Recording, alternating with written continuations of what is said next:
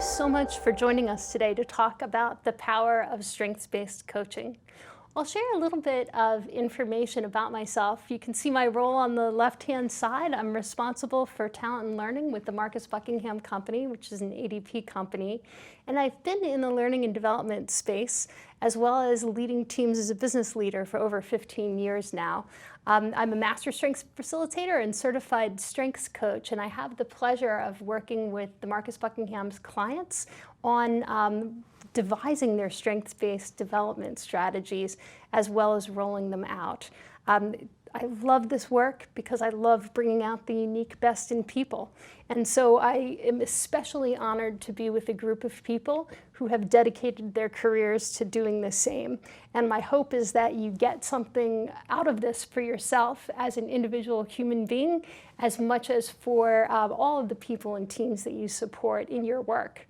So today we're going to talk about the value of a strengths-based mindset, as well as some how-to tips. And these should serve you well, whether you're coaching people as a team leader or a colleague, whether you are a professional coach, or whether you're actually just looking for insights that you can use in your own head. You can actually self-coach. It's a really powerful way to bring your best to any situation. So why do people seek coaching? If you think about it, we seek out coaching when we're looking for something more than we're bringing at the individual moment. Whether I want to take my athletic performance or my business performance to a new level, whether I have a conflict that I'm looking to resolve or a career decision I'm trying to make, people seek coaching when they're looking for incremental insights and inspiration to help them be more than they are today, but along the lines of achieving their own unique potential as well. And so in that context, the power of strengths is really in the impact that it naturally has on the way that we feel and interact. So even without intentionally trying, people are at their most productive, creative, focused, generous, and resilient when you play to your strengths. Now think back a moment ago to why we said people seek coaching. If I am looking to solve a problem or tackle a new opportunity, of course it's going to serve me well to be at my most creative, my most resilient, and so forth. And the neat thing about strengths is that this is a feature of the human operating system. So think for a moment about a time in the last 3 weeks where you got to spend a couple hours doing something that you really love to do, that you're also good at. And you don't have to tell me what activity you were doing. I just want you to reflect on how it makes you feel, right? We feel alive when we're doing these things. We feel energized. We probably lose track of time because we are so focused and immersed in what we're doing. We look forward to this. When we know it's coming up on our calendar, we can't wait. And when it's over, we feel fulfilled and authentic, and we can't wait to do that again. So again, unintentionally, that's the impact that it has when we're playing to strengths. And so you can see when you think back to all those reasons why people seek coaching, hopefully the logical connection between being able to take your performance to new heights and access the most resourceful part of yourself is starting to make sense. So our definition of strengths-based coaching at TMBC is that it's a collaborative process. It's not that the coach is the expert with all the answers driving the agenda. It's very much a two-way exploration, and it's really focused on identifying. Most people actually do not have a precise ability to articulate their individual strengths. If you ask them about their weaknesses, they will get very precise and very detailed, but we don't spend a lot of time ordinarily diving that deep into our strengths. And so a huge part of the coaching process is helping identify who are you at your best, and then how can we leverage that insight? How can you leverage that insight exactly at the moment you need it to accelerate your performance on your own terms? So I want to dispel just a few myths about strengths, because that can really get in the way of being able to apply these ideas about strengths-based coaching if we have some misconceptions about what the strengths approach is all about. First of all, it's not about fluffy and feel-good, just affirmation, everyone gets a trophy just because you exist, right? It's very much we are intentionally drawing on the parts of ourselves that provide most value to the people around us. And it's true, like I said earlier, that it's a side effect of the human operating system that we feel great when we're using our strengths, but that's not the reason we use them. The reason we use them in business is to drive performance. It just happens to feel good, right? So the second one, there's a very common misconception that if you take a strengths approach, that means you ignore weaknesses. Please don't do that. It would be reckless to ignore weaknesses. Weakness fixing is very important to prevent failure, but preventing failure and accelerating success are two different things, and we draw on different skills to do that. So again, we're not ignoring low performance or weakness. We're helping people address their weaknesses by leveraging the best parts of themselves, but we're not ignoring weaknesses. And then finally, people often worry that if I take a strengths approach as a team leader, that means that people aren't going to want to do the things that they don't enjoy, that don't energize them anymore. Again, we still live in the real world, and there's been really interesting research recently. I'm thinking of something that the Mayo Clinic did around physician burnout. They actually showed that people who are engaging in professionally satisfying activities, aka strengths, 20% of the time, that's the magic number to inoculate yourself against burnout. Okay, so 80% of the time we might be doing our obligations, doing things that don't make us feel at the top of the world, but it's important that we intentionally leverage our strengths at least 20% of the time, a couple hours a day, 1 day a week. So hopefully that clears up some of the misconceptions about strengths. And many people think that's all common sense, but the sad reality is it is not common practice. We have millions of people surveyed and decades of research across multiple organizations, and fewer than 2 out of 10 people strongly agree that they're using their strengths every day at work. One thing I want to call out quickly is there's a huge difference between every day and all day. So back to that 20% number, think of it like brushing your teeth. You can brush your teeth every day. It doesn't mean that's the only thing you're doing. And so it's so tragic that 80% or more of people are not accessing the best part of themselves and bringing that to work on a daily basis.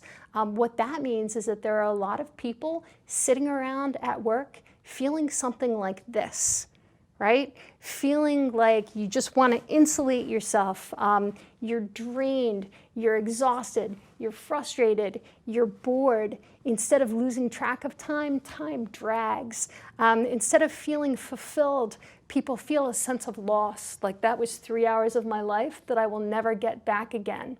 And again, for me, this is not just a workplace performance problem. This is a tragic waste of human potential for 80% of people to spend 70% of their waking hours feeling drained or weakened. So just like our definition of a strength is that it's an activity that makes you feel strong, you're good at it, and you enjoy it, our definition of a weakness is that it's an activity that makes you feel weak. And it's interesting, we can get so much positive recognition from the people around us when we all have these professional skills that we're effective at that don't energize us. And when we get a lot of attention and recognition for doing those things that we hate, we can get in the mindset of just soldiering through. But little do we know, we are slowly getting drained. We are not bringing our most creative, generous, focused, and resilient self to the table. And that has an impact on us and the people around us. So paying attention to that emotional dimension of work is a huge part of the strengths-based coaching approach. I love somebody sent me this quote from Mr. Rogers, And I think it's just beautiful. It's certainly what I consider to be my life's work as a strengths coach and facilitator, but also as a human being. Our job in life is to help people realize how rare and valuable each one of us really is, that each of us has something that no one else has or ever will have, something inside that is unique to all time. It's our job to encourage each other to discover that uniqueness and provide ways of developing its expression. We often think so much about standards and how can I do this the same way that everyone else can. Taking time to invest in our uniqueness and how do we bring that to the task. Even if the work I'm doing is standard, how do I bring my unique twist and style to it? That's what you would call an expressive goal. And it's interesting, again, to use some coaching lingo when you think about two types of goals that people bring to a coaching situation. You have impressive goals, which are really about how I'm perceived by other people. I want to improve my brand as a leader. I want to drive a fancier car, right? Goals that we look at from the outside in. Versus expressive goals. I want to use my talents to the benefit of people around me. I want to flex the muscles of my creativity. Those expressive goals tend to be inherently more empowering. So that's also something to keep an eye open for as a strengths coach. And thank you, Mr. Rogers, for reminding us that that's all our job as people, not just as professionals. One of the things that I mentioned earlier is that people often don't know exactly what their strengths are. And so in that situation, when you're coaching someone or when you're discovering your own strengths, an assessment can be a really powerful tool to help you out. So of course, being from the Marcus Buckingham Company, I have a tremendous passion for the standout assessment, which puts you into a bunch of hypothetical situations and gives you 30 seconds to decide how you would act in each one. It's a situational judgment test. And the reason that it's structured that way is to help hold up a mirror to you about what other people see. What are your default settings and reactions in different situations? And how does that bring value to the people around you? So I'm not going to tell you any more about the standout assessment because I don't want to bias your interpretation. There are no wrong answers. If you decide to take it, just answer honestly, go with your gut. And then when you see the results, it's full of actual verbs and examples of how these roles can show up in action. And so hopefully you can use that to help you get more precise about what activities make me feel alive and give me that sense that I am contributing the absolute best of myself right now to the situation. So it's interesting when you translate this into workplace performance, which is of course the world that most of us live in. When we survey people about what type of development they get on the job, whether they talk more about strengths or weaknesses, we see that we live in a really interesting world where the majority don't talk about strengths or weaknesses. A lot of times, these performance conversations just focus on the task or the work and not the person and how they're doing it and how they could do better or what they're doing well. So that the conversation flat out not happening is an obvious gap there. When they are having conversations, 36% are focused on their weaknesses and only 26% are having conversations with their leaders about their own strengths. And again, the challenge here is that most of us are not consciously aware of our strengths and how they impact other people. So if our leader and the people around us aren't holding up this mirror to me of that thing that you just did, that was brilliant, do that again, do more of that, then we are in this place of deficiency, not knowing how to bring more. Also, our biological hardwiring contributes to the sense of deficiency. So it started as a survival instinct, our negativity bias. If you think about what the world looked like when there were saber-toothed tigers around every corner. People had to be constantly alert for danger. And to this day, our brains unconsciously scan the environment for danger 5 times per second. We are always on the lookout for what's wrong, what's broken, what's missing, what could stop us here. And again, of course, we don't want to ignore these things. The problem is, though, that this unconscious negativity bias causes us to ignore and take for granted and underinvest in our areas of greatest strength. So think about a report card. A kid brings home a report card with 2 A's, 2 B's, a C, and a D. Which subject do you think is getting the most extra attention? Right? Of course it's the D, because we want to prevent failure. And again, we should prevent failure. The tragedy is that the A's get almost no extra attention. We take those for granted, and those are actually the areas where the person is naturally inclined and neurologically hardwired to bring their best and learn and grow more. But we stop there and we don't spend extra time in those areas. So when you think about how can we then intentionally take a strengths approach, coaching other people or even ourselves, here are some mantras for you to consider. The first one is to choose perspective. Great quote from Viktor Frankl, your chosen perspective changes everything. When people come in a coaching conversation and they have a problem or a situation they're trying to address, they typically have a very strong perspective that's informing the options that they see, that's informing the way they interpret people's behaviors and so forth. But we tend to be unconscious of our own interpretation of a situation. I'll give you a really simple example. A lot of people come to a coaching conversation wondering, what's wrong with me?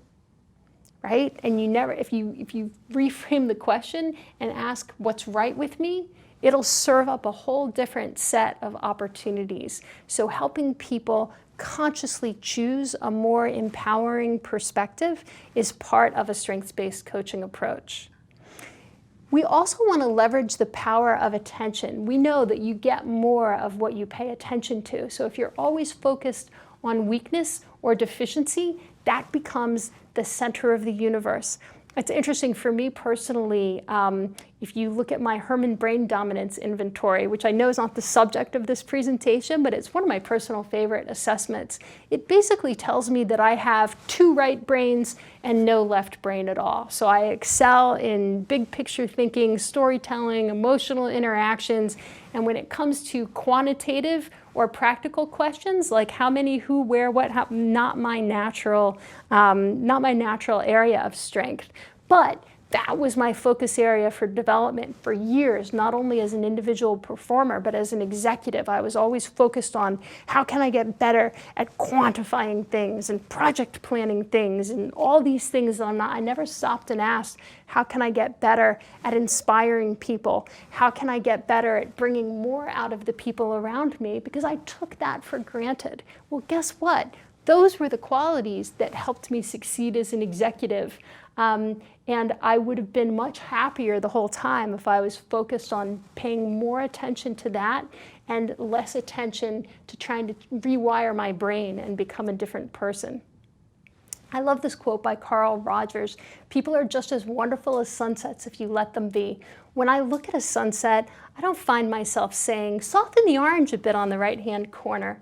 I don't try to control a sunset. I watch with awe as it unfolds, right? So this idea of how can I apply that to the people around me? You know, when team leaders, when I ask them, tell me a little bit about your team, they immediately go to the challenges and deficiencies and struggles with each person, and they rarely have stopped and asked, wow, but what does that person bring to the table? What would be missing from your team if they were no longer at it, right?